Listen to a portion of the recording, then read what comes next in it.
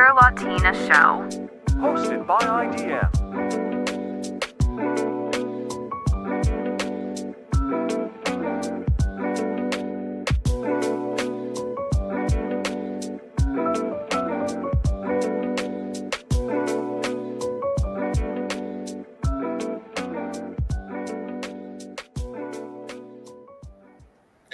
And we are live everywhere, including on Instagram.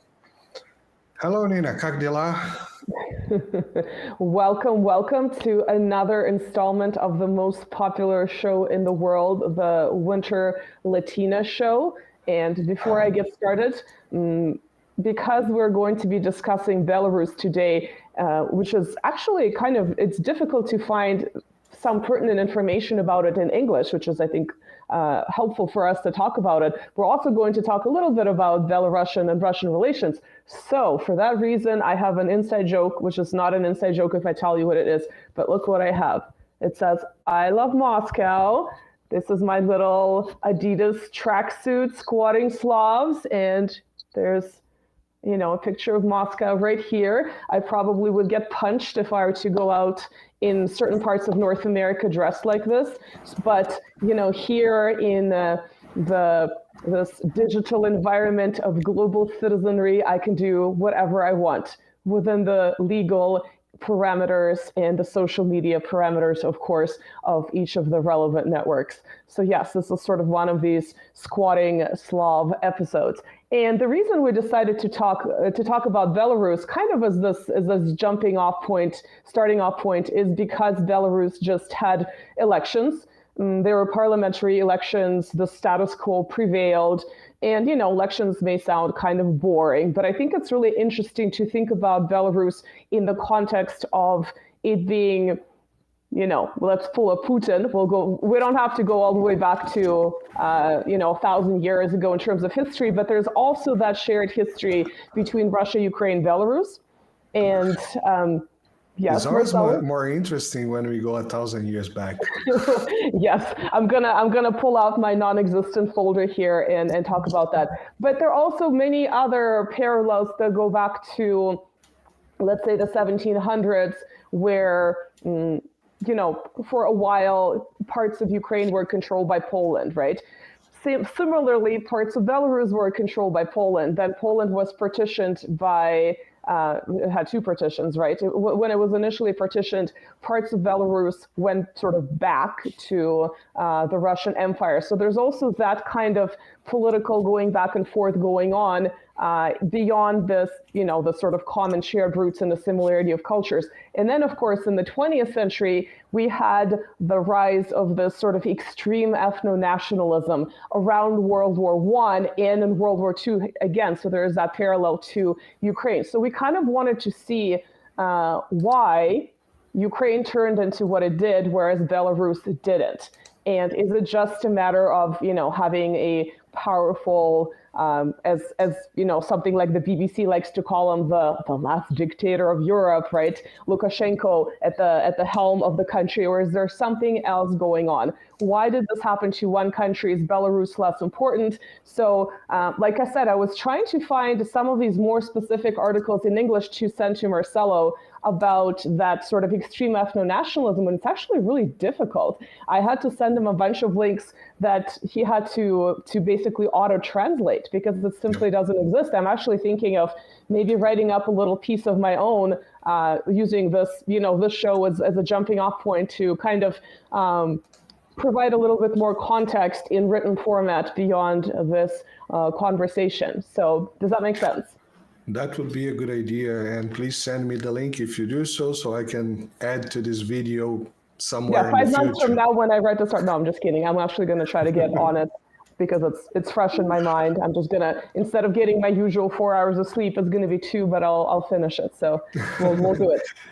Exactly. So yeah, you sent me 2 articles in Russian, so I had to use the Google Translator to translate. And they had a lot of slang in them, so I don't even know how well the slang translated. So not slang, but kind of like the nomenclature that they would use to describe these nationalists, right? So exactly, specific language. So first of all, the first article that you sent to me was it kind of confused my head because it looked like the people that were persecuted were Russophiles, and maybe I understood wrong. Okay, so it can be a translation problem.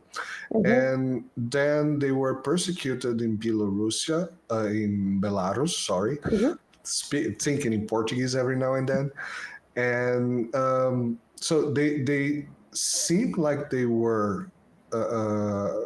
Russophiles, they were pro-Russia movement, or maybe a pro-Russian disguise movement. So as far as I understood, that was the point, and that was what confused my mind because there was a moment in the second decade of the current century, right? So 2017, 2018, where there was this sort of rise of extreme ethno-nationalism in Belarus, and there were definite connections. If you go back to historical articles, right, from 6 years ago, you look them up, you'll see there are pictures of people wrapping themselves in very specific Belarusian flags, like nationalistic flags of a particular history, and Ukraine.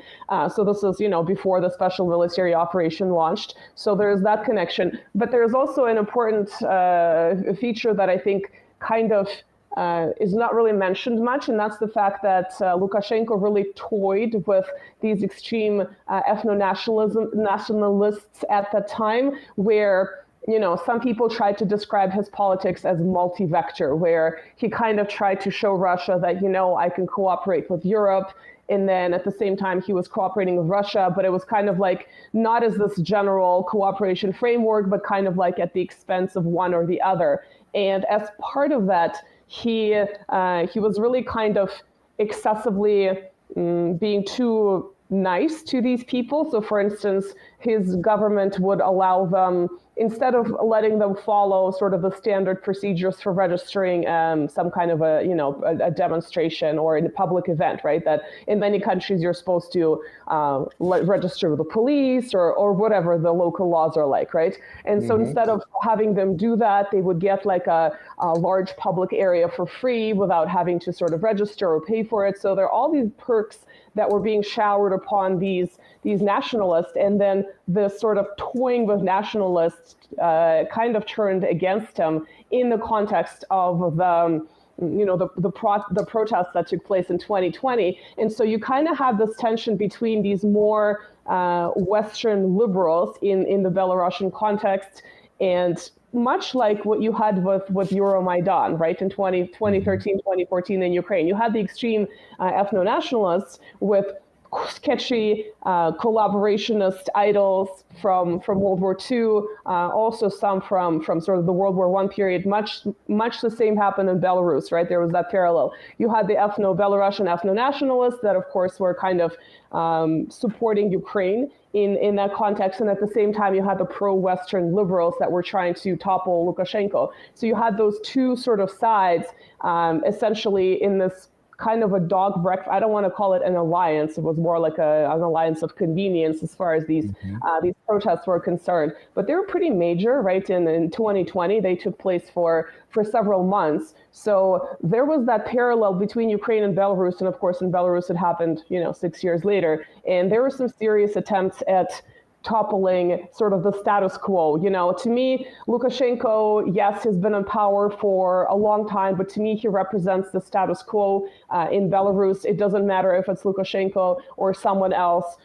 like him, because he sort of represents, in my opinion, the will of the people, whether the people are sort of supporting that government because they know that much, much, much worse can happen, having seen the example of Ukraine, or whether they genuinely, like this leader and this is their expression of democracy, is a separate question. And of course, as a little side note, we can look at so-called democratic states in the official West, and we can say, well, the government changes every X number of years, right? This parliament changes every 4 years. That parliament, that president changes every however many years. But nothing really changes fundamentally in that system. So then the question is, what is the point of changing government? Yes, you can say, yes, maybe it eliminates corruption or minimizes of a particular individual or a group of individuals. But at the same time, when the system really doesn't change much, even if it needs to be changed, then the question, and then of course the sort of the general population is really not supporting them, and the turnouts for these elections are like 20%. What does that say about the status of democracy, right? You can sort of criticize Lukashenko for being in power as this classic dictator, right? And without kind of looking at this other side where you have low turnouts, where nothing fundamentally changes. There might be some cosmetic thing of like, oh, well, like decrease this tax by 1%, or we'll increase this tax by, 0.5%, but nothing really changes. So, is this a testament to how stable the system is, or is this a testament to the fact that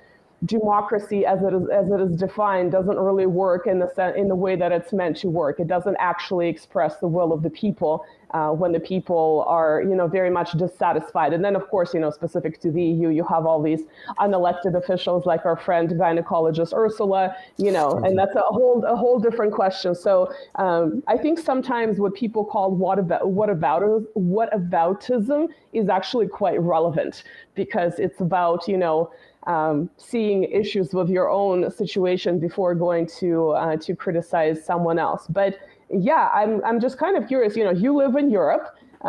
You obviously through it. You probably, to a certain extent avoid the Western media, alternative sources, but you still have that filter of European news. So what is the perception of Belarus? Is this kind of like this unimportant country that's just attached to Russia? Is it just this whole like last dictator of Europe trope? What is the perception there on the ground? Marcelo, on the ground. On the ground. Well, again, I have to say that myself, so before 2022, I was not paying too much attention about news. Things were stable, and stability makes us lazy. That's the rule number one. And so I never saw too much talk about Belarus or Belarus. Never saw too much talk about it. It's been raising a little bit, when you receive Android pop-ups of news and stuff like that, it has raised a little bit. So very interestingly, some weeks ago, there was a video going around in the interwebs, in Twitter, of an interview with Lukashenko from I think a BBC, a British, at least a British guy. Every couple of months, we have to tweet memes from that interview, because he's very, very blunt and harsh in that interview. And actually, the English subtitles kind of exaggerate. I mean, they're not incorrect, but they kind of exaggerate his statements to sound even more harsh, which of course maybe to the sort of lukewarm mainstream last, men of Europe sounds really awful, but to people sort of on the other side of us is like, well, he's so badass. He's more badass than Putin. Look at what he can say, and Putin is so controlled, and he's so thought out, and he's so legalistic, and here's Lukashenko, who is like smashing his fist and being this like crazy uncle who really lets you know what he thinks. So it's interesting that you've seen the same memes. And I would exactly. Can you ask our viewers if they can hear us on Twitter? Well, guys, if you can hear us on Twitter, I checked it. It's okay. It should be working. At least it's working on my. I'm going to put it here right now. Right. If you can hear us on Twitter, I checked it. It's okay. Okay. I just said that. Interesting, because I'm just seeing one person saying it's unreliable, but I'm seeing another person saying it's working. So that's why it's a little bit confusing to me whether the technical aspect is fully functional. But I guess you can check as much as you can check. Yeah. Yeah. I mean, I checked everywhere, so Sure. it should be working. Okay. And in right now in Twitter it shouldn't be a problem, and in the other ones it's not a problem as well. So I also checked on your YouTube. What is it? On your YouTube. Yeah, I mean, It's going. Interesting. Okay, I guess maybe some people are having a different experience with it, and it's a little bit all over Turn the up place. the volume, guys. Turn up the volume. Turn up. Put on your Put on earbuds. your piece, yeah. Yeah. So, And- like, again, I know you're sort of not in the mainstream. You're sort of well aware of alternative views, maybe without knowing a lot of this background information that's simply not in English. But when you see these little memes and blurbs from that, infamous BBC interview with Uncle Sasha, with crazy Uncle Sasha that we all love, who likes to smash his fist into the table, what is your impression? So, I would say as a Brazilian, because I don't know the impression in Europe about that. So, as a Brazilian, that's the kind of thing that Brazilians like, a good gossip, Yes, something like that.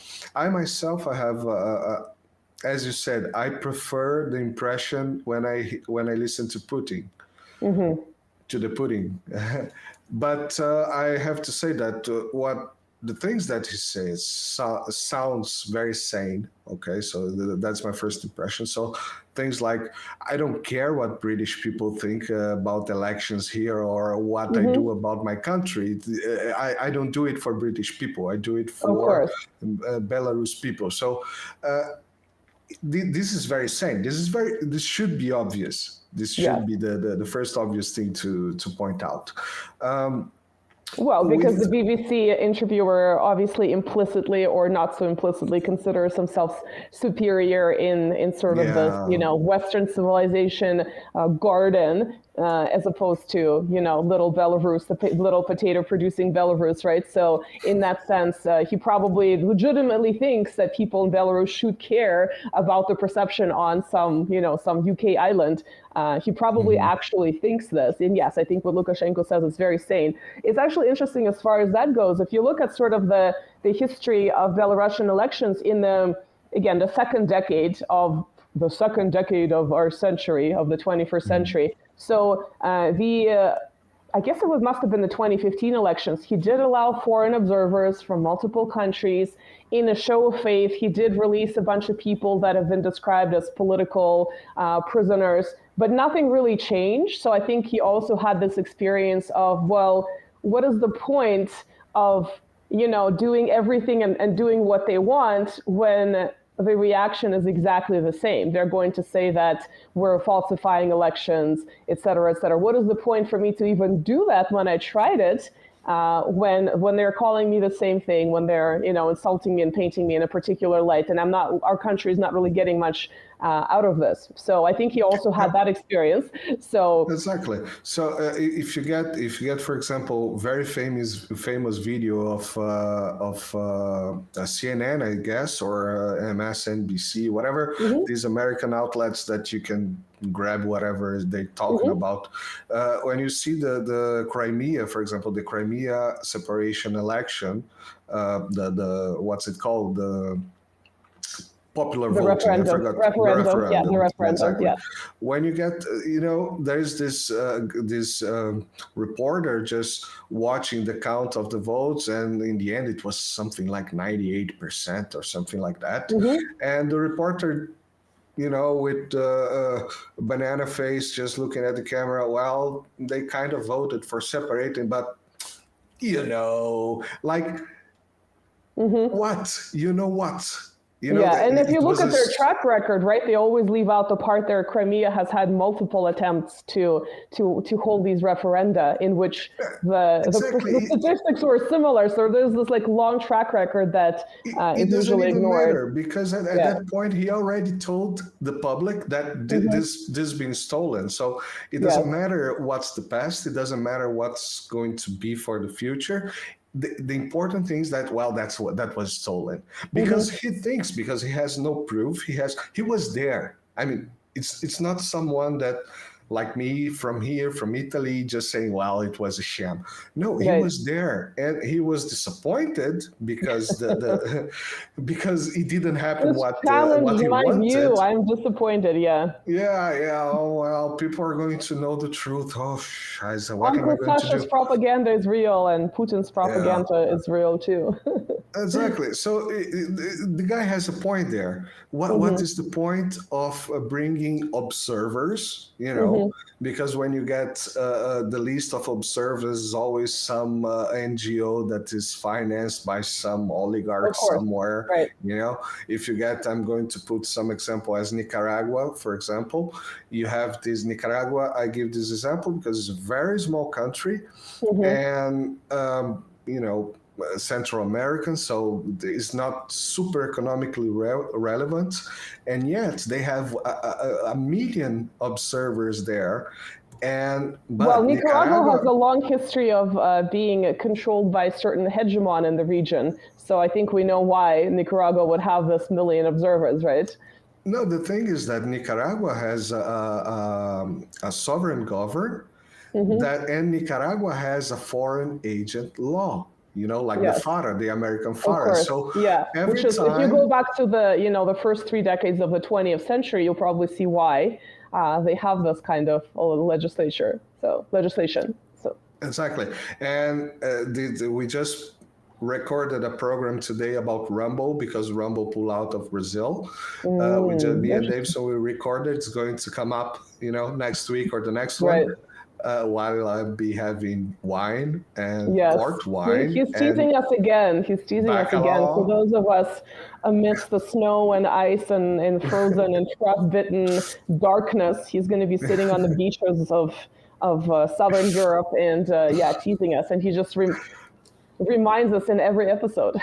Yeah, I say that just to say this. So, but in reality, yeah, we were talking about the FARA law in Brazil, and you know that every time some country tries to implement a FARA law, like Georgia happened Yes. recently, you Yes. know, just like that, color revolution mode. You know, you have Which is protests hilarious everywhere. because, I mean, not to point out the obvious, but all of these laws are based on the sort of the US precedent of that particular law. So they're actually kind of following that that type of instruction, and then they're being shut down because they're not allowed to have their own Because it counterparts happens of the exactly court, what the law is against. because that's what the would law is fight about. for. Yeah, Yeah. exactly. Which is pretty well. To me, the Georgia situation, I know it's a separate topic, was amazing because they kept calling it sort of, they're trying to, the Western media was trying to market it as Russian interference, which was like absolutely blowing my mind when this law had like zero to do with Russia. It was about their own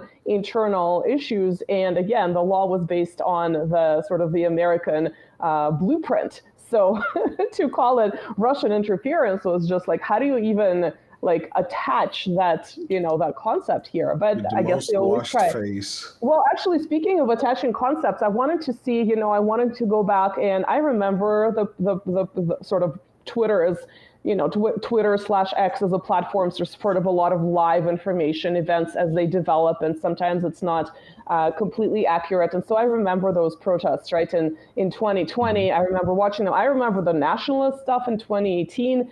It seems like it just happened yesterday. It was, you know, 6 years ago, 4 years ago. But I wanted to go back and see what the Western media coverage was like, although it's always very predictable, you know, all the same slogans about Lukashenko being a dictator, authoritarian, blah, blah. But there was just some stuff was just, again, also blowing my mind. So for instance, you know, this self-described, as you call her, the female Guaido, Svetlana, Soviet Svetlana Tikhanovskaya. Yeah, you know how she currently, she's sort of this pro-West opposition with a typical NGO backing, you know, very, very standard format. But, you know, and now she has an opposition government, which just, again, also blows my mind, operating from, I think, like Poland and the Baltic. And on social media and the news, they and she refer to themselves as the leader of Belarus. So apparently, like, I can go on Twitter and call myself the Empress of Eurasia, and who's going to stop me, right? I'm Wait. I'm the Empress of Eurasia in exile. Are you telling me that you cannot be whatever you want? Well, in the I don't think the 20th United century, States yeah. is against that. Yeah, You can just call yourself whatever. I know I self-identify as the Empress of Eurasia in exile, so yeah, I can call Yeah, myself whatever I want. Yeah, that's a separate issue where you can just kind of go in public and declare yourself whatever, and if it fits particular narratives in, here in the official West, they're just gonna kind of reiterate them and propagate them, and it just sounds insane. But anyway, the interesting thing was that this was a BBC article after the protests, after that election, and the election hmm was stolen, blah, blah, blah, blah, blah, all the same kind of tropes. But there was like a line there that said that Lukashenko allowed her to run because he doesn't take women seriously and he doesn't think women can be elected. But there was no follow up on that. There was no like, because here and here he showed himself to be a misogynist, or, oh, look what he says here and here. It was just this random, by the yeah. way, he hates women, but we're just going to move on to this other thing. And, he's like an older man. He was born in 1954. Maybe he is very sort of traditional, right, roles within society, men, women, although he's a Soviet person, so it's kind of hard for me to see that going too far, the way you would have sort of more conservative countries without that egalitarian Soviet experience. But let's say that's true. Why don't you give me this evidence? Why are you just randomly throwing out this thing where he's a misogynist and you don't take women seriously, women in government? You just kind of like randomly mention this and then as the slur, and then you move on to something else. And this was the BBC, right? And this was actually a Russian language article on the BBC. I'm not sure if it was a translation or specifically made for the Russian, Ukrainian, and Belarusian audience that would be reading this in Russian. But that's just like one example of the type of stuff that you would see without any kind of filter. It's just there. Yeah, so it's just kind of remarkable. Yeah, but mentioning the Western media, while I was just, searching around for the elections, the first Google result for this is this Euronews. We all know what Euronews is. I don't have to explain. Everybody that follows our channel knows. Belarus elections were a sham, US says, as results are announced. So it doesn't matter. It doesn't even matter the content, just because 110 seats were basically won by the Lukashenko party, I guess. Well, by the status quo, again, to me, I would view this as a sort of reiteration of the status quo. I mean, people might be unhappy about particular features of their country. Like, it's very normal to see what's in front of you and say, I want this better. I want the potholes to be gone, right? I want, maybe more serious issues as well. But people, especially now, they see what's happened in Ukraine. Like, what else are they going to want? They're going to, reinstate the status quo, whether Lukashenko is this amazing ruler or whether he's just a representation of things that are okay or things that are good, So yeah, it's exactly that. When you see that headline, it's almost like, why should I even bother, clicking on it? You're telling me, you're telling me exactly what you think. You're telling me exactly what I should think, and yeah, it's not even worth it. Just like in the words of Lavrov, just write whatever. It doesn't matter my answer. You're gonna write whatever you want anyway. Yes. So go ahead. Yeah. And this is the kind of proof. Well, it's a sham. Why it's a sham? Because the guy won, or his party won more than the others. Well, maybe they are doing kind of a good work. It doesn't matter if it's not good for you. It looks like the people find it good. We always say this in our channel. People that will be watching this from Nina's channels.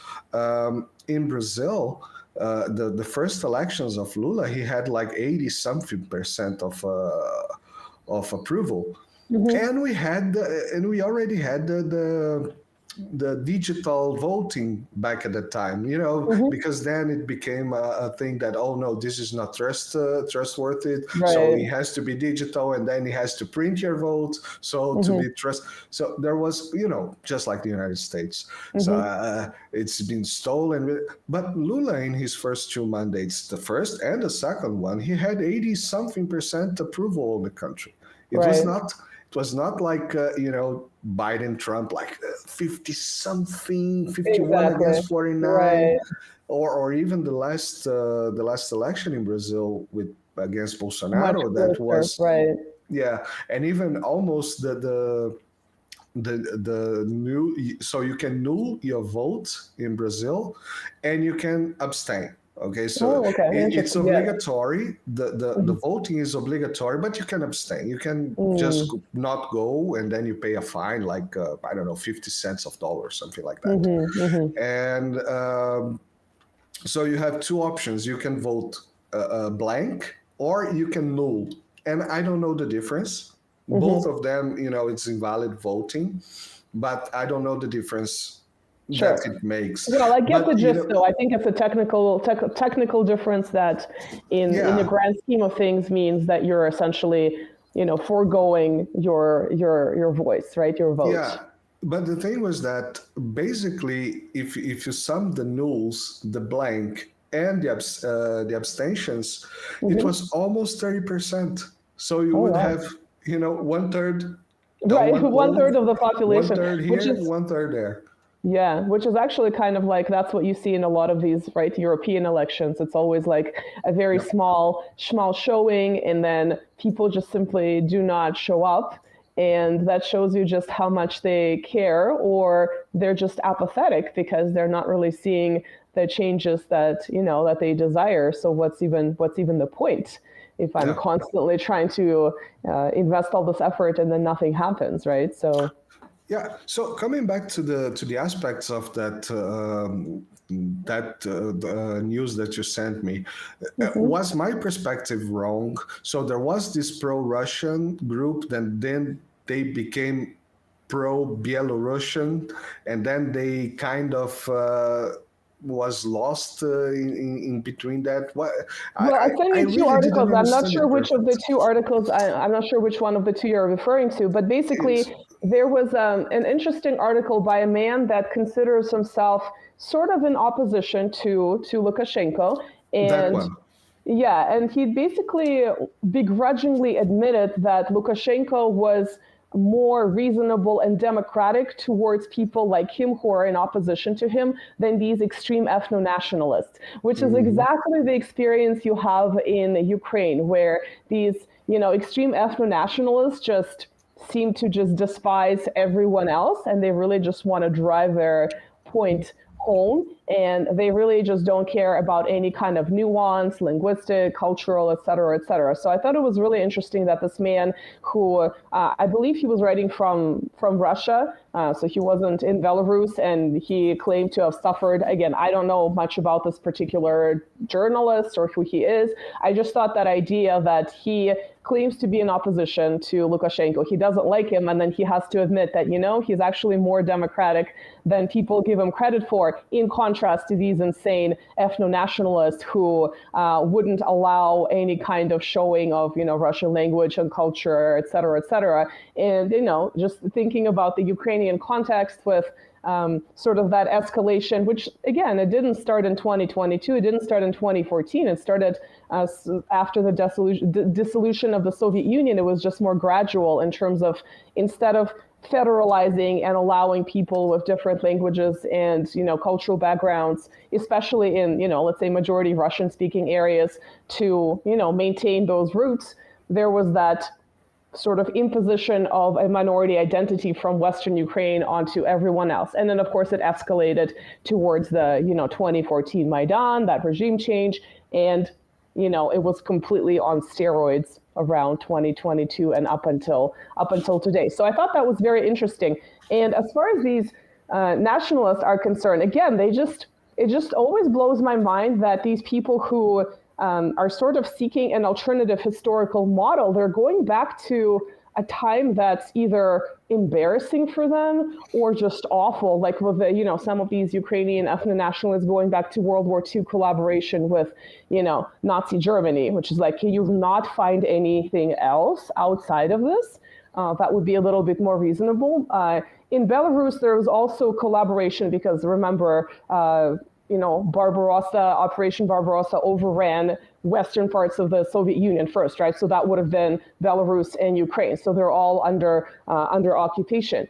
And so, yes, there was kind of similar collaboration in Belarus. If you were to go and just look up the historical photos, even their uniforms look similar to the Ukrainian counterpart, the UPA, which was, one of those collaborationist forces in that land. So that's really interesting. But specifically, these nationalists actually like to go back to not the Third German Reich, but the Second German Reich as the sort of the founding of their republic, which never actually existed. Again, it's just like it didn't exist.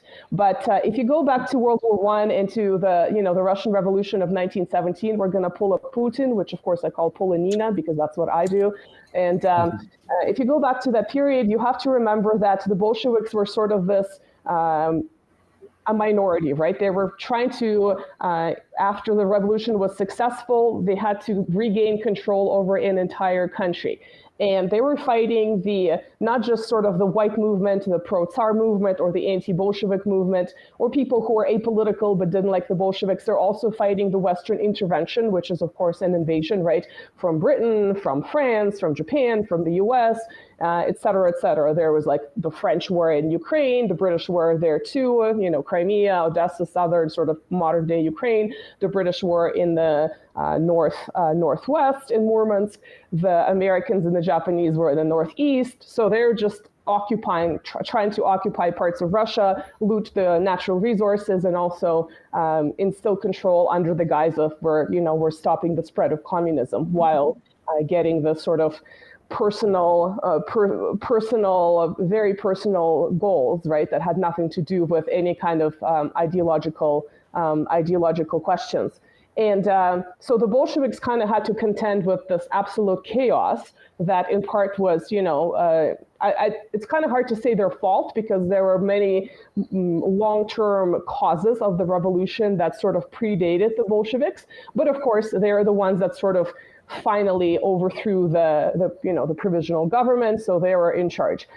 And so they were fighting, and of course World War I was still raging on. So they were fighting the Germans, they're fighting the whites, they're fighting all these other former allies that like vultures descended on the scattered ashes of the Russian Empire. And so Lenin had to make a really difficult choice. He signed the Brest-Litovsk agreement in 1919. And remember, this is actually in Belarus, right? Brest is in Belarus. And as part of that, to not at least have to fight the Germans, right, the second German Reich, he gave up a lot of land. And that land was parts of Ukraine, parts of Belarus.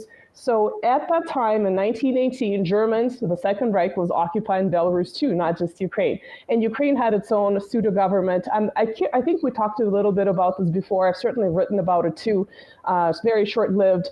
And so did Belarus, right? They had this self-proclaimed republic, but not only was it not recognized internationally, you can say, well, it's sort of like engaging in the state building, but it wasn't recognized by the Germans. Why would the Germans give them any kind of autonomy, right, when they wanted to control this land too? So I think the most that the Germans gave them was some kind of cultural things that they can do, very sort of benign and politically unimportant. Oh, and they're allowed to issue their own stamps. And stamps are very important too. Yeah, important. So, very important. Yeah, so they had their own, they had their own stamps, they had their own flag, and they were able to do sort of small things as far as culture is concerned.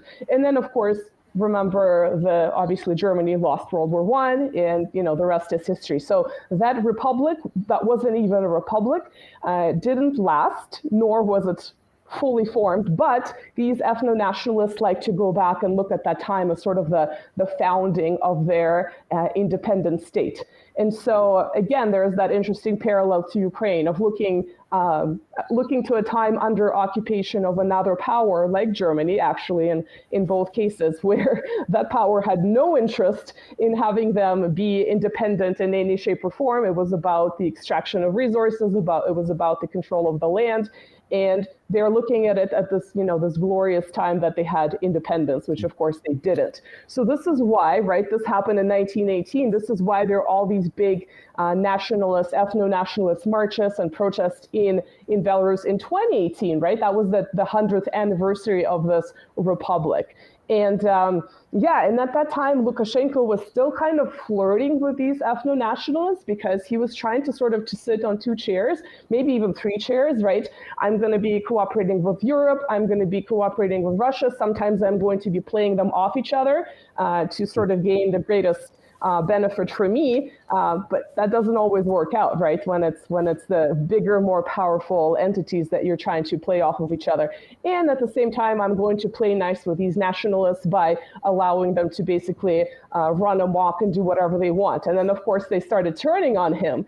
And if you think about the role of these extreme ethno-nationalists in the Ukrainian scenario, they were sort of like the boots on the ground, the enforcers of this nice rainbow kittens and puppies Euromaidan and, you know, your beautiful rainbow path towards the European Union, right? So you had these nice pro-Western liberals in Ukraine, but then on the ground you had these insane ethno-nationalists, right? That if you're not going to do what we say, we're going to kick your ass in the best case scenario, or we might do much, much, much worse, right? And so there's been many analysts think that the reason certain, you know, like the previous president Poroshenko and even Zelensky haven't been able to do certain things because there's this threat from these extreme nationalists that kind of have this, that have had a carte blanche since, you know, that initial pseudo revolution, right, the regime change. And so in the Belarusian scenario, this would have been a similar situation where you have these insane ethno-nationalists that would have been the boots on the ground, the enforcers, and people sort of in this uncomfortable union with these pro-Western liberals that are backed by all these NGOs and so on and so forth, kind of like this marriage of convenience, much like in the Ukrainian scenario. And if you look at these so-called volunteers, right, mercenaries that went to fight on the Kiev site, a lot of these Belarusian ethno-nationalists went to fight for, you know, an extremist unit like Azov, right? And there's obviously some other ones too. So there's this direct connection. And so I think after a while, Lukashenko realized that, oh, I have this absolute, pardon my French, shit show on my hands, and it's probably not working in my favor. And of course, you know, there are all these rumors that in the 2020 protests that were quite serious, as part of that election, oh no, he stole the election, he falsified the results.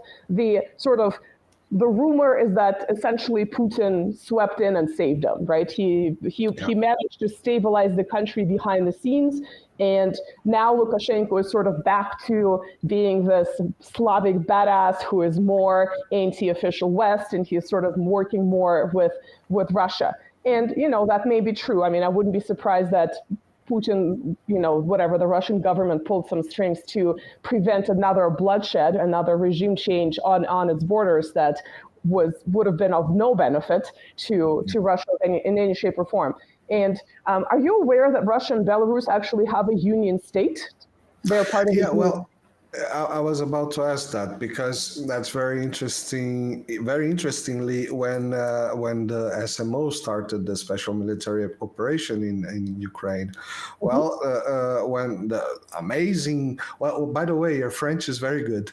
When the amazing sanctions rose, they sanctioned Belarus. So why? Yes. I mean, that's the first question a normal human being would ask. Why? What? Isn't that Russia? So Russia, Belarus is the same country. What is that? So the fact is that they have a kind of same. They are kind of interconnected.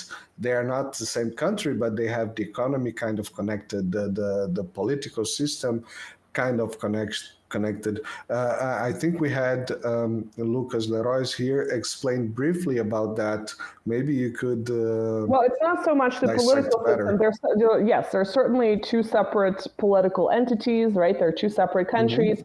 The union state is about A, economic integration, B, military and intelligence integration. So, you know, if it's true that Putin swept in and saved Lukashenko from being sort of swept in this, you know, NGO-backed color revolution of 2020, 2021, right? I'm sure those intelligence mechanisms were being activated, right? Because they're much, much more integrated. Yeah, so it's more about having certain perks as far as mutual trade goes, right? Having sort of mutually beneficial conditions for that trade, and also that military and intelligence integration. But at the same time, they're two separate entities. So when people say, oh, it's just like the Soviet Union, it's actually not just like the Soviet Union. I don't think there is an interest to reinstate something like the Soviet Union, for better or for worse, right? Some of us would say. So yeah, that's really interesting. Another interesting thing about Lukashenko, and I was actually not aware of that, and I haven't fact-checked this, but I think it had legitimate citation, is that in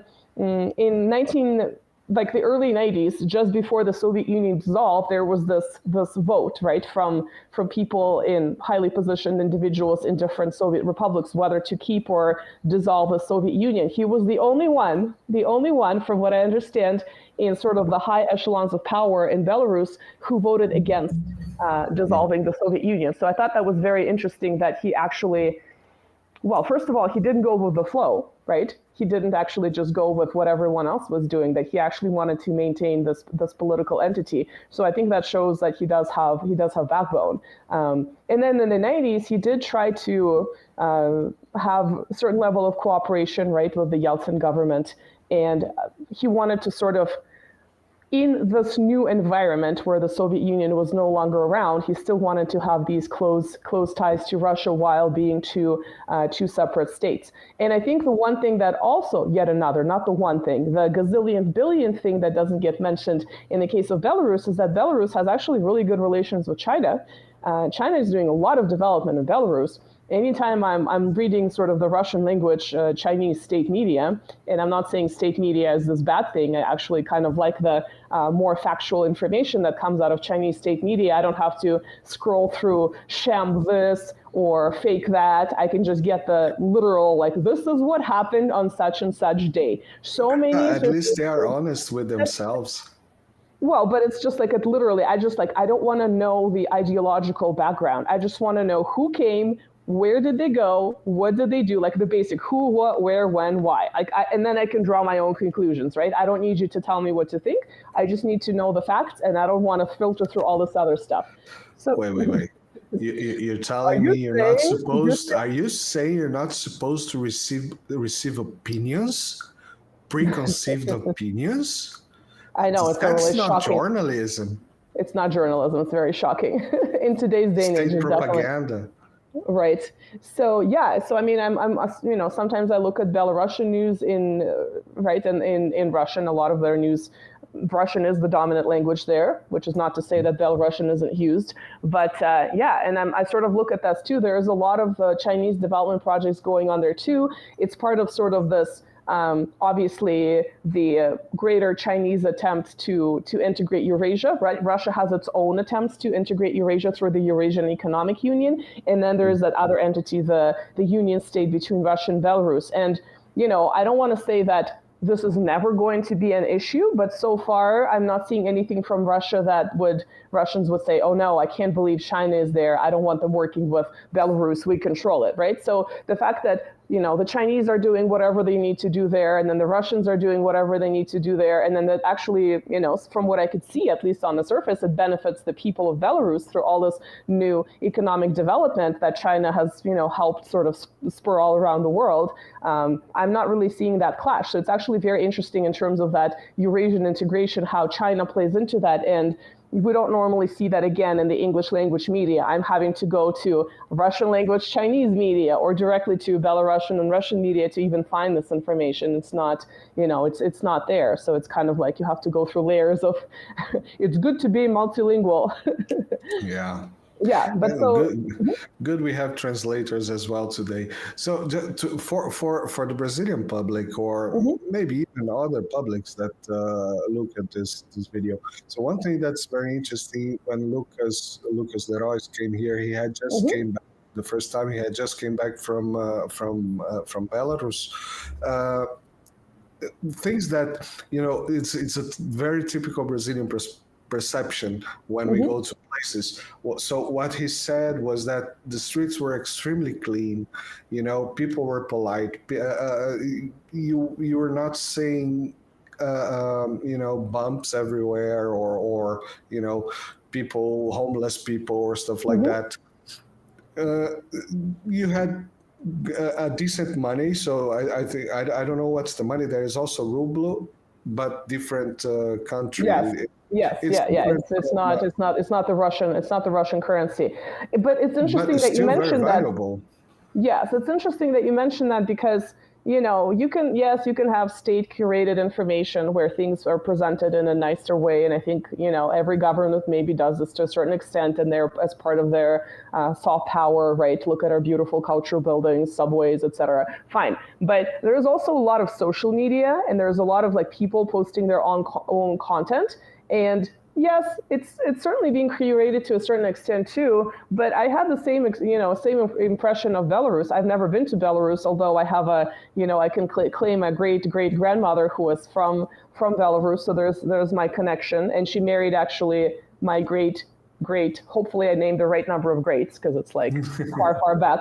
But he wasn't. He was from Georgia, but he went to a theological school in Kiev. So I also have that connection to Ukraine as well. That also shows you how the Russian Empire was sort of multicultural, very integrated in that sense. But yeah, I've never been to Belarus. I would love to go. I have had previously family members that lived there for a long time. I've never been, but from what I could see on social media, random people, it does look very clean. It does look very well taken care of. I mean, I can't speak to the reality on the ground, like are there really poor people there, et cetera, et cetera. But from what I could see, it looks like a very decent place to live.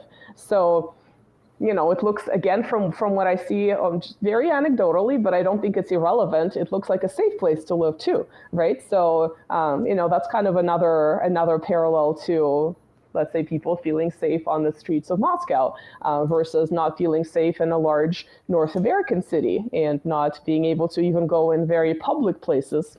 When I lived in Toronto, Canada, and I would be out leaving work very late, I didn't necessarily feel safe in areas that should have been safe, that were very well lit, that had lots of people out. And I've had, many incidents where things were unsafe. So I kind of have that impression. And I haven't really, a place where I would feel safe would be, like something like Tokyo. So to me, it's like East Asia from what I've seen. And perhaps Moscow, and from what I can tell, I've never been, so I'm not sure. Minsk looks really nice, right? And obviously, it's not the only city in Belarus, but Yeah, no, it's very important point for us Brazilians because public safety is extremely important for Brazilians. Especially because we don't have. So Davison, for example, in the channel, he had mentioned a couple of times when he was in Texas, if I'm not mistaken, and he was in a hotel, and during the night he just decided to go, get a Coke somewhere or water. And he was walking in the street, and a car just stopped by him. Who are you? What are you doing here? Why are you here? And he was like shocked. kind of scared for his life to a level that maybe he was not even usually not even in Brazil, Rio. right? Yeah. And when he immediately went back to the hotel. The guys decided to let him be, Let and him, he yeah, went back to the hotel. leave him alive. Yeah, and the guy from the work he was performing there said, "Dude, don't do that." Yeah. Do People not don't go know your outside face. after 9 p.m. Yeah.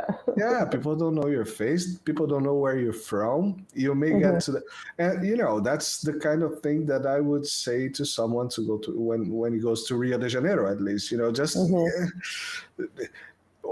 if you have a lot of people and you see that's just people walking around, it's okay. But late at night, be aware, especially if you're an outsider and you look outsider to a Brazilian, super white people usually they use the Hawaiian t-shirts. I don't know what's the deal with the Hawaiian t-shirts, by the way, but you look gringo, so stay safe. Right. Go to grab a taxi or especially a taxi that speaks English, which is also not very easy to find. But those are the things Lucas also mentioned, that it looks very safe.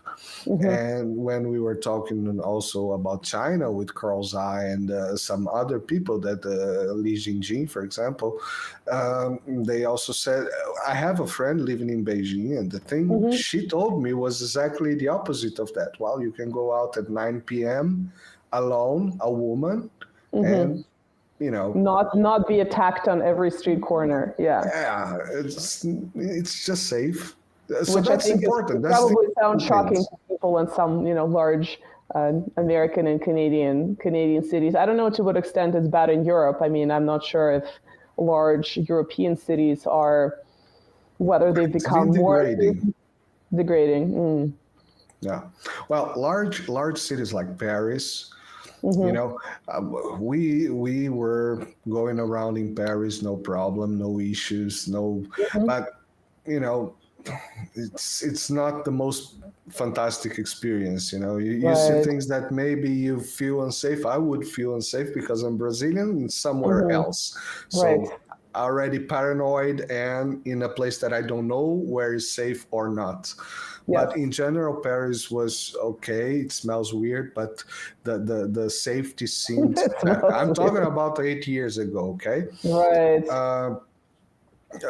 Rome looks very safe. I've been there a couple of times already. It seems safe. Well, Geneva Rome is beautiful, safe. but I haven't been there recently, so I have no. And the one and only time I was there, I was with a lot of people, so I don't know how it would be for like a lone tourist, right, exploring the city, whether that would be the case or not. But I would say, just my impression is that North American cities are, at least feel, less safe. I don't necessarily think that some of them are statistically less safe, but definitely the feeling is there because of lots of sketchy stuff happening, even many years back. So yeah, I think that's another, it is an important factor, sort of this basic daily functioning, right? For someone who lives in, something like the city like Minsk or Mogilov, for instance, right? You want to be able to function normally without having to be overly concerned, right? Like you're saying, paranoid about your safety too. So it's interesting that foreigners would have this impression of it. But is it really kind of perceived as a closed off country, and as far as being able to visit, as far as being able to just go? Well, that I wouldn't know how to say. Well, before all that, before the SMO and all that, I don't think there was even concerns about going to Belarus. It was just okay, go. If you want, go. I have never been because I have never had anything to do there. Work or, and it was not of let me try to put it in no rude way. Okay, it's not that I don't care, but I didn't know anything about it. It's not the type of country I just think, that again, you see going back to this concept of like the last dictator of Europe, I think it's very indicative of a lot of things, right? Well, first of all, Belarus is in Europe, but Russia is not in Europe, right? And I don't consider Russia to be European, right? It's a Eurasian country. It's a mix of both. But there's definitely a significant European influence on Russia. You can't deny it. More European influence than Asian influence, right? And of course, its own sort of authentic Russian culture too. But yeah, it's interesting when you say that Lukashenko, not you, the powers that be, is the last dictator of Europe, that you're automatically not even considering Russia because, they call Putin a dictator too, but they're not calling him the last dictator of Europe. He is just this other, derogatorily pseudo-Asian country somewhere over there that's huge, but really has not much to do with us. So that's really interesting. But also go ahead. Maybe saying that, I would say that perhaps they are using this kind of narrative or rhetoric to, tell the Belarusians that, you're Europeans. You can be free from those Asian Ruskies. Right. Something like that, So, you just have to take down your last dictator of Europe. The last dictator. And go with our girl. Go with our girl, our self-proclaimed opposition government in exile somewhere between Poland and the small Baltic states. Yeah, it's just kind of amazing. Yeah, but she really fits that, like you said, the female Guaido, right? But she fits it not just in terms of being the sort of self-proclaimed, but with this NGO backing leader, quote unquote, but she fits the other parameters, right? She's quite young. When she started, she was like in her late 30s. She's in her early 40s. She's very marketable. She's not as beautiful as some of these middle manager females in, you know, in the European Union itself, for instance, or as, let's say, as much as I can't stand King Justin in my beloved Canada, but, you know, he is considered to be aesthetically pleasing. So she's kind of not at that level, but she's definitely within that age group, kind of youngish, marketable, right? She doesn't look like her. Maybe it's the haircut, but she reminds me of 360 Annalena for some reason. I kind of think of them as like the same person, even though they're in totally different countries. 360 Annalena and Soviet Svetlana, as you said, Svetlana sounds Soviet, which I don't want to insult the name. It's a beautiful name. Svet, you know, Svet means light. But yeah, she's Soviet Svetlana Tsikhanovskaya, which is, yeah, it's kind of a funny name to use for a pro-Western opposition leader to have such a Soviet name. Just like Juan. Who doesn't want to be Juan in Latin America? Of course. So yeah, it's really, she's definitely marketable from that perspective. If you kind of look at how she presents herself, right? And she, and of course, as this very typical puppet of the, you know, the official West, she's supported all the things that they've supported. Like, we need to sanction everyone in Belarus, which is like, just the idea of sanctioning your own country just blows my mind, that you would be, you know, you may be making statements like, my country's authoritarian, we need more freedom. That's fine, I suppose. Declaring yourself a government outside in exile is a little bit bizarre, but okay. But when you're now asking Western government to sanction your country, and you know sanctions hurt regular people, they don't necessarily hurt the government, and you can look at sanctions, the history of sanctions, whether it's Cuba or any other country that's been under sanctions for a long time, you know, not like Russia that's been under 13 packages of sanctions and the thousands now, but it's been a shorter period, right? It's been since Crimea. But yeah, if you look at the history of sanctions, usually they hurt ordinary people the most, right? The proverbial man in the street. So the fact that this person would be going out there and urging these European leaders to sanction her country, I don't know. Like, do you really want to, like, are you really a good representative of your people that you claim to be when you want to hurt your people that you know this is what's going to happen because there's this track record? I don't know. It's just really, it really says a lot. It's just too obvious when you start to look at things, and I want to say this here in this show. I say this several times in our channel, that, you know, the average Joe, it has a lot of things to take care of. It has the family, it has the friends, it has, you know, some quality time, has the work, has the bills, has the car. In some countries, you work 35 hours a week. In other countries, to survive, you have to work 60, right? So yeah, there's a lot to consider. But even like that, even if you just had to work 35 hours a week or less.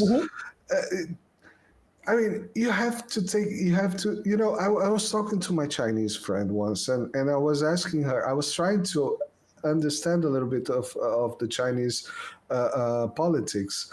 And, you know, her answer was very interesting for me. She was like, I don't care. Most of my friends, we don't care. I'm from the Communist Party because it's the big party of the country. Most of the, you know, I think it's 80 million people are registered on the party. Doesn't mean they work for the party. They are just registered. She'll say, look, when I was young, my mother was making my own clothes because we didn't have money for that. When I had the conversation with Li Jingjing, she said, when I was young, she said that. You can see on the channel the interview. Yeah, no, I believe you because... No, I'm talking to people that are watching. The people that are tuning in, yes. So she said that she said I was a malnutritioned children. And, you know, 30 years later, China is the biggest economy. Yes. is the biggest industrial power. It's a huge country, 1.4 billion people, which, by the way, 800,000 were removed from misery in the Yes. last couple of decades. Yes, So, and we go back to our people voting for Putin and Lukashenko because they think they're the best thing, since sliced cheese, which, by the way, sliced cheese is not the best thing, but it's a very sort of North American perception, that expression. Yeah. But or are they voting for the status quo, right? Did Putin pull Russia from the abyss of the 1990s? Yes, he did. This is what people are voting for. This is what they're supporting. Did Belarus also have its own state of collapse, much like the rest of the Soviet Union? Yes, it did. So is life better now in Belarus than it was in the 90s? Yes, it is. So when you, like you're saying, most people are concerned with their daily life, with their ability to put food on the table, with their ability to be able to have a little bit of leisure time away from work, et cetera, et cetera. This is what they're concerned about, right? They're not thinking about the ideals of rainbow democracy somewhere, right? And freedom. These so-called universal values that, or what is that, like European community of values, and no one can ever say what that actually means. It's just this really vague terms. You can sort of reposition the words in a sentence, change the syntax, it's going to sound the same and no one knows what it means. Yeah, they're probably not thinking about that. They're thinking about their daily life, much like people who are losing interest, let's say in Europe, they're losing interest in Ukraine because their economic position has declined. And it is very cynical to think about money and food when people are dying, and at the front. But at the same time, people are going to be more concerned about their immediate surroundings. And when they see that their life is getting worse, that's what they're going to be thinking about, right? So it's human nature, right? So if people in Belarus and Russia see that their life has dramatically improved, and that it's safe, and that there's work, and that they can travel and they can put food on the table, they're probably going to want to maintain that status quo, whether it's Putin or Uncle Sasha or an alien from planet Cookie, So it's just like this is what it's going to be. Definitely is not going to be the outsider that wants to slave your people. It's not going to be Miss Soviet Svetlana who wants to sanction you and hurt you, the average person in working in Minsk. It's not, because, and so sometimes when you look at, the stolen election of 2020 and you see some attribute her really high numbers in that election, I don't believe it.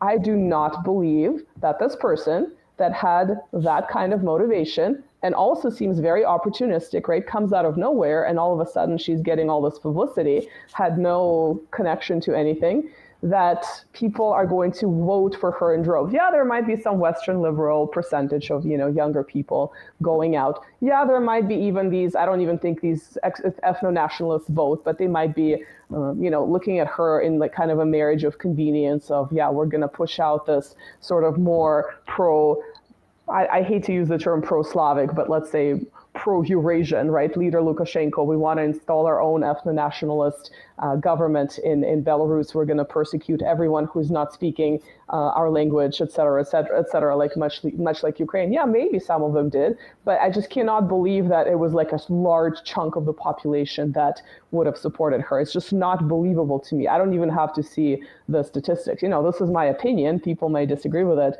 but it's just not believable when someone who clearly wants to cause harm and completely overthrow what they have, that's just not reasonable. Yeah, and as we saw in the other program about Navalny, as the dude with the chick's name say. Well, I've now noticed that a lot of them say Navalny instead of Navalny. Like they're just missing a letter. I guess it's just difficult to pronounce. But yeah, it sounds to me it sounds really funny. Someone posted on Twitter that in some university it was they mixed the letters, so it was like Navalny or something. Oh, yeah, no, in Russian there is like, if you rearrange the letters, it sounds like anal. So, no, okay. So I think some people have nicknamed him, some people had nicknamed him that too. So it's. But it was in a Western university. Yeah, it was in a Western university. Yeah, there's definitely, that's definitely there too. But Yeah, and one thing that I found very interesting here in this Euronews piece was exactly that they were mentioning that Svetlana Soviet was Svetlana. I never want to call her anything other than Soviet Svetlana now. She looks like, exactly. if you were to restyle what she looks like, you could totally make her look like as this party official from like the 1980s or some 1970s. Like you could restyle her, she's gonna look like this, like Like hardcore. Millet. Yes, yeah, for sure. And the thing that they mention here is that only candidates belonging to the 4 officially registered parties that Hmm. are loyal to the country's authority leaders, President Alexander Lukashenko, Hmm. were allowed to compete in the polls. Well, who else would be allowed? It's written here, the 4 official registered. So as opposed to like unregistered parties, I don't even understand what that I don't means. even Like, understand what this. but it's You interesting. understand Are they this? putting actually? Did they put Lukashenko with like an A in the end, or with No, an no, no. O? I'm saying that No, Lukashenko. because when you transcribe it in kind of a more Belarusian way, it would be ending with an A. So I was kind of curious whether they're trying to push this whole Belarusian linguistic transcription, much like they did with Kiev versus Kiev, right, with a Kyiv. Y. Which, yeah. So I was just kind of curious whether they're pushing this. They definitely do it for Soviet Svetlana. They spell her name in what Yeah. looks like unpronounceable, like a slew of vowels that a person unfamiliar with that language would not know how to say, just to not make it sound Svetlana. Russian. Sviatlana. It's Yeah, written here, Sviatlana yeah. They definitely transcribe her name in this. Tsikhanovskaya. Yeah, they definitely That's transcribe pronounced. her name in Belarusian to make it sort of un-Russian. Not, we don't want it to sound Russian in any shape or form. We don't want it to pronounce in this way, much like they did with all the transliterations Volodymyr. of yes, of Volodymyr, of all the news from Ukraine. Yeah. So I was curious whether with Lukashenko, I guess they left him with an O, right? So he doesn't get to have the Belarusian transcription, but she does. That's hilarious. It was fun when with the interview the Putin with Tucker Carlson when he mentioned he's talking to Volodymyr Zelensky, and he said that they look at him and say, "Volodya, what are you doing?" Like like a father petting Yes, a which boy. is Volodya. which is kind of like the age difference there, right? Yeah. Yeah. No, I'm always thinking about that as like bringing your kid to the principal's office because he's misbehaving, and Putin is this hardcore principal, or Lukashenko could be, Uncle Sasha can be the principal right in the school, and then there is this little misbehaving son. But yeah, actually, going back to, it's a little bit more complicated if you look at Belarus in international relations as far as Russia goes. I think we haven't actually mentioned that. On the one hand, yes, it's probably true that Putin may have saved him, right, in the 2020 protests. But at the same time, first of all, Lukashenko stepped in shortly after the overthrow in 2014 in Ukraine and the war in Donbass. Kiev launched the war against Donbass, against its own people. And Lukashenko tried to de-escalate. He had meetings with the then Poroshenko. They all end with an O. He had meetings with Putin and the then president Poroshenko that was, going after technically his own people in these breakaway republics. And, civilians were dying in, mass numbers. And Lukashenko tried to intervene. I mean, it didn't really go any farther than the failed Minsk agreements, right? That was sort of the next step. So there was definitely that attempt as I'm going to be the mediator between the two. And then, of course, we can go to the more recent, last summer with Prigozhin's coup d'etat, right? The musicians. He was also sort of this force that intervened. I mean, to what extent that was real or orchestrated, I mean, I have no idea. We can all put on our tinfoil hats and come up with various theories, but at least on the surface, it looked like he was sort of this middleman that tried to de-escalate the situation, right, between the musicians and sort of the Russian government, and he succeeded, right? So a lot of these musicians went to Belarus, right, and by now, it looks like the musicians have been reintegrated, for better or for worse, into the official Russian armed forces, rather being a separate sort of this mercenary entity, which of course it was separate in terms of, in some ways, but of course it was getting a lot of their information from the Ministry of Defense. You can't have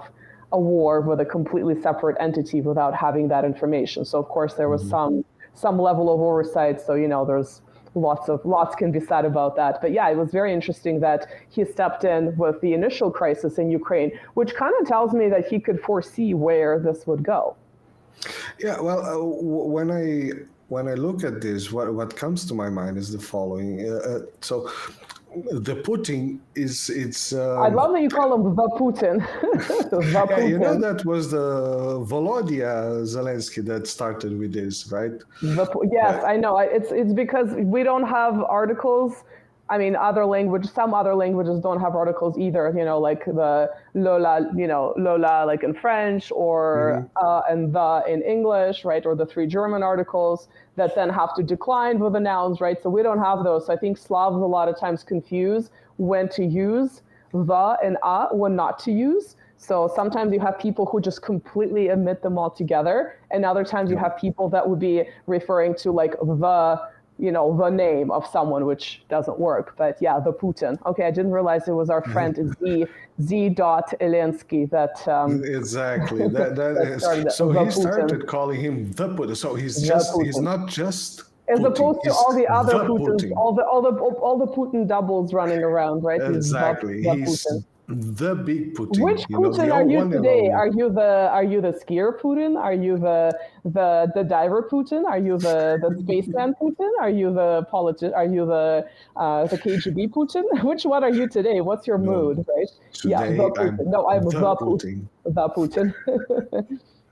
Yeah, so the Putin, he has a very strong image, and he also needs to keep that very strong image. So I don't think he would be. So what I mean is probably Lukashenko comes in as a middleman because first of all he's not directly involved. So he's an outsider. His image is not going to be framed as weak or strong, or it doesn't matter. At the same time, that the Putin can be just demoted to just Putin if he, talk to Wagner or to negotiate, the negotiation. Which, of course, afterwards he did, right? He did have that meeting after things were de-escalated. Exactly. But at that moment, that would be a weakness. That would be a sign of weakness. Well, no. I'm okay. Let's, negotiate. What do you want? No. Call our friend Lukashenko.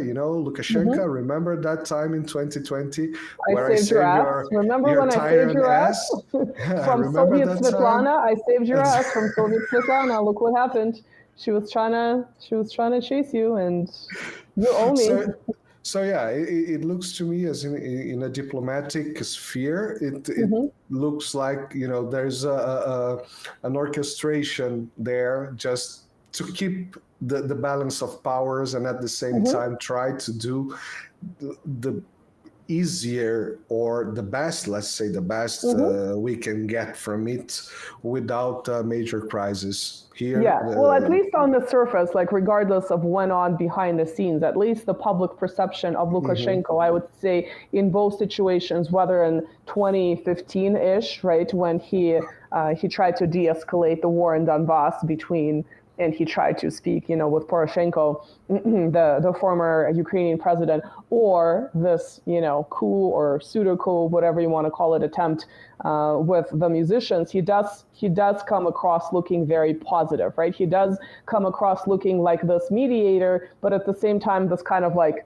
strong man mediator who is sort of like drinking on the phone probably when he's talking to you and he's having his negotiation, like, come on, dude, and very kind of like paternalistic and formal, right? He's like, he's the dad, although, possibly, right? So he does, I feel like in those situations, he does have, in my opinion, a very a very positive public image, which I don't think would be really the sort of the Western media would never admit this. And I don't even remember if they've covered that Ukrainian attempt at the Ukrainian de-escalation in the first place, because Minsk was sort of the bigger fish to fry, right? But the Minsk agreements, which of course are also called Minsk agreements because of speaking of, right, because of Belarus, right? So even though he was not this guarantor, he did facilitate by giving this platform, right, in Minsk. So that's another thing that's, I think it's worth noting, that he does participate in these kind of more foreign policy type situations. And, you know, I think from my perception, being the self-proclaimed Empress of Eurasia in exile, I think he has he comes across looking very, very, very good. So. Yeah, so I don't have any. Oh yeah, well, so I made a note just about one of the articles. It was so two things that came very interestingly to my eyes was that so this is a quote from this article saying the anti-Russians were not against repression while it was against their opponents. When it comes to when the oppression came to them, then it was a human right violation. Of course, it's the usual, story, and that I'm talking to the Brazilian people that watch this video. Of course, remember this. And the other one was the last sentence was so don't dig a hole for us for someone else. When you can, walk through that and you fall on the hole yourself. And that was also, we aborted this today on this Rumble video that we said about Rumble leaving Brazil. That is exactly about the Supreme Court of Brazil. They are just doing things, like the Trump cases now, more or less, but with a minor scale. They are not going after, they are going out after, YouTubers or digital influencers that were in Rumble, some very particular ones. And interesting. Many people see these as you have to censor these guys. You have to censor these guys, and it can be you, right? This expression about digging a hole and falling into it yourself, like it's a famous Russian expression, but I'm pretty sure other languages have something similar. I need some caffeine to recall what the English counterpart would be. I'm pretty sure there is one. But yeah, that was an interesting, definitely a relevant way to sum it up. But I think the other article I sent you was about Lukashenko saying that I'm so happy we avoided the Ukraine scenario, right? He seems to be very, at least again, if you judge his public statements, he seems to be very keenly aware of what could have happened if this sort of marriage of convenience between these NGO-backed pro-Western liberals, who are not very liberal, right, and these ethno-nationalists, if they had succeeded, what kind of a situation could have unfolded in Belarus. Obviously, also on Russian borders, doesn't benefit Russia in any shape or form, right? Having more chaos, also having that large Russian-speaking population there. So again, many parallels there. So he seems to be having flirted with these ethno-nationalists, which I don't think he'll admit. He seems to be really aware that. It's not really, it was not something that was going to work out in his favor. And again, going back to what Ukraine is today, I think hopefully the people of Belarus can see what they've avoided, and this is why they vote the way they vote, right? For better or for worse. Well, this was not a presidential election, this one, but parliamentary elections, it's a good thermometer for the people's feeling. But also, if you look at the coverage in the Western media, they're talking about this being the first election since the protests, right? So they're also framing it in that way, that we had these massive protests, the election with Lukashenko was falsified, blah, blah, blah, blah, blah, and this is the first election, and look, they're not And it's a sham. allowing as many, it's a sham, they're not allowing as many foreign observers, although there are foreign observers from other countries. So yeah, it's definitely, like you're saying, it's a good barometer of social mood. And I think having I would say even before the 2022 escalation, I would say the Maidan situation itself kind of acted as maybe not for these ethno-nationalists that have similar goals to the Ukrainian counterparts, but definitely for ordinary people, that was kind of a serious vaccination, inoculation, right, against having these protests that can end very, very badly because of that foreign interference with NGOs and so on and so forth. So I think they're keenly aware of that, and also obviously they're like right on the border, so they realize what could happen because they're physically present there. They're not sort of half the world away talking about whether tax money should or shouldn't go there, right? They're right there. So yeah. And they're, they've been sanctioned because Lukashenko allowed sort of Belarusian territory to be used by Russia as part of the Union state, right? So, is it in the law, or he just took it out of his hand? But it's like, does it matter to the BBC, for instance, what is in or what isn't in the law, right? Does it matter? No, of course it doesn't matter. Then I have to pull Lukashenko's own words. Who cares about what BBC and Western countries thinks about Belarus? Right, exactly. Only the Belarusians can say what they think about Belarus. Right. So yeah, I mean, I don't think that sort of that danger of having those subversive elements is completely gone. I think it's definitely something that can always be sort of pulled up from the depths because they're sort of present everywhere, and hopefully Lukashenko, much like Putin, hopefully they have some kind of a legitimate successor. And personally, I don't care if people see it as a kind of like a dynasty that's not related by blood, right? Actually, a lot of people always talk about Lukashenko's son as being the successor. But yeah, hopefully there's another, my opinion, another strong man that can come into power because Lukashenko's been around for a while, and hopefully they can sort of maintain similar policies by avoiding the hostile influences coming from the outside, or alternatively, those hostile influences can hopefully change for the better and sort of embrace the spirit of cooperation that China is trying to foster around the world.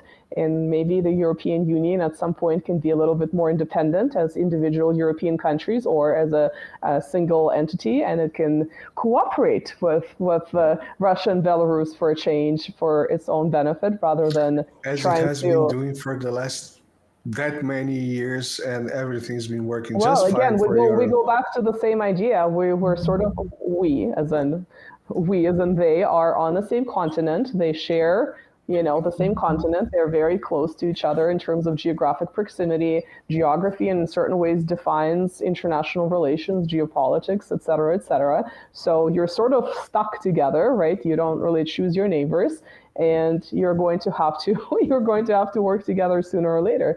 So if, it would be nice if the EU jumped on board of this European integration because it would benefit it rather than not using Russian energy or not, perhaps taking imports from Belarus or whatever. I'm just speaking hypothetically, but perhaps there is a better future ahead. But yes, to conclude, Uncle Sasha is pretty badass. He has made some mistakes. He has his flirtation with these ethno-nationalists was definitely one of the mistakes. And hopefully I'm going to get on this article and just write a little thing maybe covering this particular feature that I can't find in the English language as far as that ethno-nationalist sort of underground is concerned. And hopefully you'll see it earlier than the next 6 months because of how busy I've been. Yes. Well, as long as we see it before the next election, Yeah, that would be yeah. fine. So that's the most important part, right before the next election, Yeah. before the next appearance by Soviet Svetlana in some some Western media outlet, Soviet Svetlana. Excellent. I hope hopefully someone takes my invitation and photoshops her or just uses AI asking her to restyle her as like a Soviet party, Communist Party functionary. I would just love to see that because she looks exactly like that. So, Yeah, I tried to find some GIF or video, some Hollywood movies where there's always this Russian woman, long black hair, I'm a Svetlana. no, but those Something women, like that. those women, they make look them alluring. I mean, like more of like this hard ass. In Russian, we have the Carrying a expression tree. thunder woman, like a thunder woman. Because she looks like she would be that kind of a woman, at least like in terms of physical appearance. So it'd be really hilarious to restyle her as this old school communist, and she probably would find it insulting, which would make it even more More to funnier. me. It would be funnier because, lady, you can't sanction your own people. That makes you a jerk. So yeah, do you have anything else to add? No, I think that was the perfect end sentence. So everybody, remember that every Thursday we are here with the Winter Latina Show, 7 p.m. at Italy time, 3 p.m. at Brazil time, and 11 a.m. for you, Well, right? it's 1 p.m. It's 1 p.m. Eastern. I think that's the time that makes most sense for North Most sense Americans for- because yeah. it's like New York, Toronto time zone. And of course, in the next 2 weeks, we'll be coming to you from the past, you people of the future, because we have some recorded episodes for you, because I know you will be missing us and crying on the inside and possibly on the outside, because, how can you live without your favorite Empress of Eurasia in exile and your favorite, I'm not going to call you tech genius because you get No. offended, superstitious bad tech luck. genius as someone called you, You yes. see, you didn't say it, all worked. As Hopefully, it looks. hopefully, I'll go back and Hopefully. I'll check. Yeah, a tech non-genius, a tech Idiot. I don't know. A tech idiot. Mediocre.